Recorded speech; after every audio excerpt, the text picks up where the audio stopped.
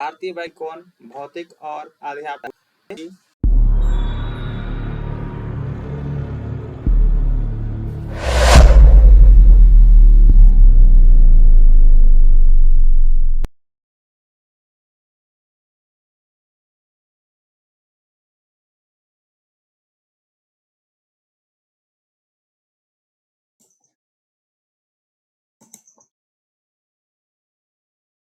यदि हम किसी भी ट्रांसलेशन की बात करें जिसमें अब आपका भाग 2 में EJMR का प्रयोग किया जाए तो उसमें आपको सॉल्यूशन करने के लिए सर्वप्रथम आपको सबसे पहले जरूरी जानकारी होना चाहिए कि फर्स्ट पर्सन का है, सेकेंड पर्सन का या थर्ड पर्सन का है। इसके हिसाब से ही उसके हेल्पिंग वर्ब यानी EJMR का प्रयोग हम लोग करते हैं। तो इसके बारे में विशेष समझ गए हैं। तो यहाँ पे आप जैसा कि देख पा रहे हैं फर्स्ट पर्सन जिसको प्रथम पुरुष, सेकेंड पर्सन मध्यम पुरुष और थर्ड पर्सन उत्तम पुरुष का उपयोग किया गया है। ये दोनों का उपयोग आपको हिंदी ग्रामर में इस्तेमाल देखने को मिलता है। यह इस बात पर निर्भर करता है कि वाक्य में कौन बोल रहा है और किसके बारे में बात की जा रही है। आइए इसे विस्तार से समझते हैं। फर्स्ट पर्सन में आपका जो प्रथम पुरुष होगा तो इसमें आपको दो देखने को मिलेंगे, एक सिंगुलर में आपको प्लूरल में। तो फर्स्ट पर्सन में सिंगुलर में आई होता है जबकि प्लूरल में वी का उपयोग करते हैं हम लोग। एग्जाम्पल के तौर पर देखते हैं, मैं बाजार जा रहा हूँ, I am going to market, we are studying for the exams, हम परीक्षा की तैयारी कर रहे हैं। इसके बाद हम लोग सेकेंड पर्सन की बात करते हैं। सेकेंड पर्सन जिसे हिंदी में मध्यम पुरुष कहा जाता है। सेकेंड पर्सन तब होता है जब वाक्य में श्रोता यानी लिसनर से बात की जाती है। जो हम बोलेंगे कि दूसरे के द्वारा जब सुनने वाला जो रहेगा वो बोलेगा तो उसको श्रोता जो बोला जाएगा वो सेकेंड पर्सन के रूप में आएगा, जिसमें यू का प्रयोग किया जाता है, जिसका इस्तेमाल हम लोग तुम या आप दोनों के रूप में देखते हैं। तो वही इसका एग्जाम्पल से सेटिस्फाइड करता है इसको। जैसे लिखा हुआ यहाँ पे यू आर वेरी काइंड, तुम बहुत दयालु हो, आप बहुत दयालु हो। इसका यू के साथ आर का प्रयोग किया गया। जबकि यहाँ पे आप देख पा रहे हैं इसका निगेटिव सेंस में are you coming to the party, क्या आप तुम पार्टी में आ रहे हो। यहाँ पे आप देख पा रहे हैं कि यू के साथ आर का प्रयोग किया गया है। इसी प्रकार जब थर्ड पर्सन की बात करते हैं जिसमें हिंदी में उसका उत्तम पुरुष कहा जाता है। थर्ड पर्सन वह होता है जब वाक्य में कोई तीसरा व्यक्ति या वस्तु के बारे में बात कही जाती है तो वह तीसरा आपका थर्ड पर्सन यानी उत्तम पुरुष कहा जाता है। उत्तम पुरुष में भी दो पार्ट हो गया आपका सिंगुलर और प्लूरल, जिसमें सिंगुलर में आपका आ गया ही, सी, इट इत्यादि, जबकि प्लूरल में दे का प्रयोग किया जाता है जिसका वे के रूप में इस्तेमाल होता है। एग्जाम्पल से बात हम समझते हैं, ये इसको देखते हैं। He is playing football, वह फुटबॉल खेल रहा है। She is a doctor, वह एक डॉक्टर है। They are going on a trip, वे यात्रा पर जा रहे हैं। यहाँ पे आपने देखा कि ये आपका थर्ड पर्सन का सिंगुलर पर्सन में ईच का प्रयोग किया गया है, जबकि जो दे लिखा हुआ है थर्ड पर्सन का है लेकिन प्लूरल बहुवचन के रूप में इस्तेमाल किया गया। दे मतलब वे लोग, बहुत सारे व्यक्ति के बारे में बता रहा है तो यहाँ पे आर का प्रयोग किया गया है। तो संक्षेप में इसका समझने की कोशिश करते हैं कि फर्स्ट पर्सन में आपका सिंगुलर में आई, प्लूरल में भी होता है। इसी प्रकार सेकेंड पर्सन का दोनों में चाहे सिंगुलर हो या प्लूरल हो दोनों में यू का यू ही होता है। जबकि थर्ड पर्सन में जैसा आप देख पा रहे हैं कि किसी अन्य वस्तु के बारे में जब बात करता है तो आपका थर्ड पर्सन में आता है। इसमें दो पर्सन में सिंगुलर में आ जाएगा आपका ही, सी, इट और प्लूरल में दे। तो यानी इज एमआर का उपयोग हिंदी में होना क्रिया के रूप में होता है जिसका प्रयोग कर्ता के सब्जेक्ट के अनुसार किया जाता है। यहाँ पे उसका इस्तेमाल के बारे में विवरण दिया गया है, आइए उसके बारे में चर्चा करते हैं जिसमें इज का प्रयोग किया गया है। तो आपने देखा कि इज का उपयोग तीसरा व्यक्ति यानी कि थर्ड पर्सन का एक वचन, जिसमें आपने देखा ही, सी, इट इत्यादि जिस संज्ञाओं के साथ होता है हिंदी में इसे के रूप में अनुवाद किया जाता है। जैसे वह खुश है, he is happy, वह एक अध्यापिका है, she is a teacher, बिली सो रही है, the cat is sleeping। यहाँ पे इसके बाद एम का हम लोग प्रयोग देखते हैं। तो एम का प्रयोग सर्वप्रथम एम का इस्तेमाल मैं पहले व्यक्ति के आपने देखा कि एक वचन के लिए किया जाता है जिसका हिंदी के रूप में हूँ के साथ किया जाता है, हिंदी में से अनुवादित किया जाता है। जैसे मैं एक्साइटेड हूँ, आई एम एक्साइटेड, मैं उत्साहित हूँ। मैं अंग्रेजी सीख रहा हूँ, आई एम लर्निंग इंग्लिश। मैं एक छात्र हूँ, आई एम स्टूडेंट। आर का प्रयोग देखें यहाँ पे तो इसका उपयोग बहुवचन करता हूँ जैसे वी, यू, दे या बहुवचन संज्ञाओं के साथ किया जाता है। यू के साथ भी, चाहे वह एक वचन हो या बहुवचन, आर का उपयोग होता है। हिंदी के रूप में अनुवादित किया है या वो के रूप में जाना जाता है। तो आपने देखा कि आर का इस्तेमाल यू के जो आपका सेकंड पर्सन है दोनों के साथ किया जाता है, सिंगुलर में हो या प्लूरल में हो, जबकि आर का इस्तेमाल आपका थर्ड पर्सन का प्लूरल में जो बहुवचन रहेगा उसके बारे में करने को मिलेगा यहाँ पे। तो आइए यहाँ से स्टार्ट करते हैं।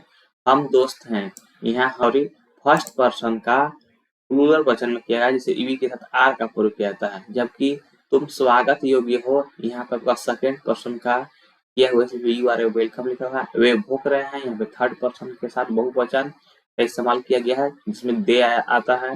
दे के साथ आर का प्रयोग किया गया। दे आर स्टडिंग, कुत्ते भौंक रहे हैं। The dogs are barking.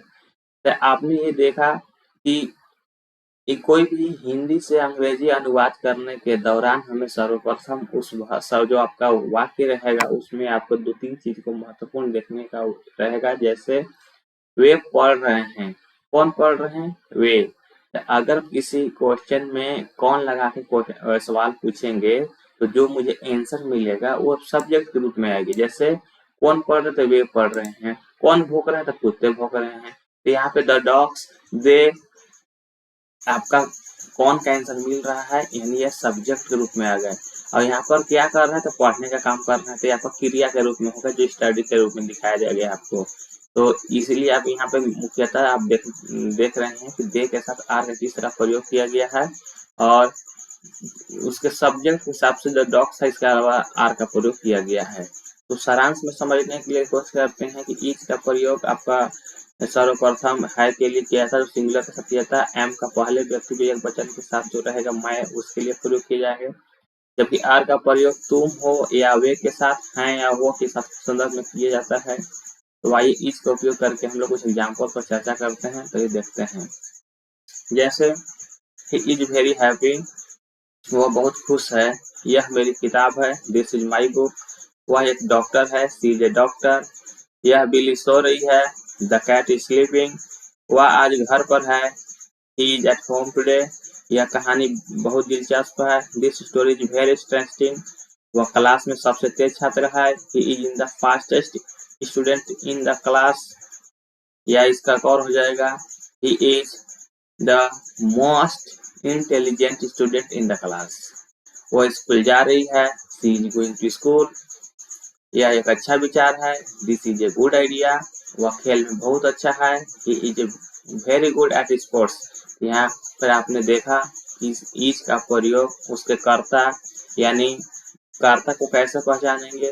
यदि वाक्य में कौन लगा के क्वेश्चन पूछेंगे तो मुझे कर्ता के रूप में मिलेगा। जैसे वह खेल में बहुत अच्छा है, कौन खेल में अच्छा है? तो वह। यहाँ पे सब्जेक्ट के रूप में, कर्ता के रूप में वह आया है, ही लगाएंगे। मेरे द्वारा आपको बताया गया कि ही के साथ इज का प्रयोग किया जाएगा, तो ही इज मैंने लिखा। बहुत अच्छा है, वेरी गुड, क्या खेल में? Eight sports, he is very good at sports. इसी तरह आइए एम का प्रयोग हम लोग जानते हैं। एम का उपयोग पहले व्यक्ति एकवचन में मैं के साथ ही केवल किया जाता है, इसमें अलावा दूसरा जगह आपको देखने को नहीं मिलेगा। तो आई के साथ यदि लास्ट में आपका वाक्य में हूँ लगा रहे तो आप एम का प्रयोग करेंगे। तो मैं बहुत खुश हूँ, आई एम वेरी हैप्पी। मैं एक शिक्षक हूँ, आई एम ए टीचर। मैं पढ़ाई कर रहा हूँ, आई एम स्टडिंग। मैं आज घर पर हूँ, I M eight home today. मैं भूखा हूँ, आई एम हंग्री। मैं परीक्षा की तैयारी कर रहा हूँ, I am preparing for the exam. मैं अभी व्यस्त हूँ, I am busy right now. मैं एक नई नौकरी ढूंढ रहा हूँ, I am looking for a new job. मैं बहुत उत्साहित हूँ, आई एम वेरी एक्साइटेड। मैं कल यात्रा पर जा रहा हूँ, I am going on trip tomorrow. आपने देखा कि एम के साथ केवल जो कर्ता के रूप में प्रयोग किया जाएगा वो आई होता है। आई के साथ जिसमें अगर हूँ लास्ट में लगा रहे तो ही हम एम का प्रयोग करते हैं, यानी एम आई के लिए ही बना हुआ है। आर के साथ अगर हम देख लेते हैं तो कोई भी बहुवचन के रूप में मुझे वाक्य में कर्ता देखने को मिलेंगे, या यू रहे, और भी बहुवचन देखने को मिले, जैसे वी रहे, दे रहे, इसमें हम लोग आर का प्रयोग करते हैं। जैसे हम लोग, वे लोग इत्यादि के संदर्भ में। आप देख पा रहे हैं यहाँ पे, तुम बहुत अच्छे हो, यू आर वेरी नाइस। वे स्कूल जा रहे हैं, they are going to school. हम सभी दोस्त हैं, वी आर ऑल फ्रेंड्स। आप बहुत मेहनती हैं, you are very hard working, बच्चे पार्क में खेल रहे हैं। The children are playing in the park, तुम इस काम के लिए तैयार हो? You are ready for this task, हम सब इस प्रोजेक्ट पर काम कर रहे हैं। We are working on this project, आप बहुत जल्दी आ गए हैं। You are here very early, वे आज बाजार सॉरी वे आज बाहर खाना खाने जा रहे हैं। They are going out to eat today, तुम हमेशा समय पर हो। You are always on time. तो आपने देखा कि किस प्रकार वर्ब का हेल्पिंग वर्ब का प्रयोग कर उसका कर्ता सब्जेक्ट के हिसाब से इज एम आर का प्रयोग किया जाता है। तो यदि आप इस वीडियो को काफी ध्यान से देखे होंगे तो आपको इज एम आर का प्रयोग करने संबंध किसी प्रकार का दिक्कत नहीं आई होगी। मुझे उम्मीद है कि आपको ये टॉपिक अच्छी लगी होगी। तो मेरे चैनल को सब्सक्राइब, बेल आइकन को जरूर प्रेस करें। तो मिलते हैं इंग्लिश ग्रामर का इतना महत्वपूर्ण चैप्टर पर, तब तक के लिए धन्यवाद। जय हिंद।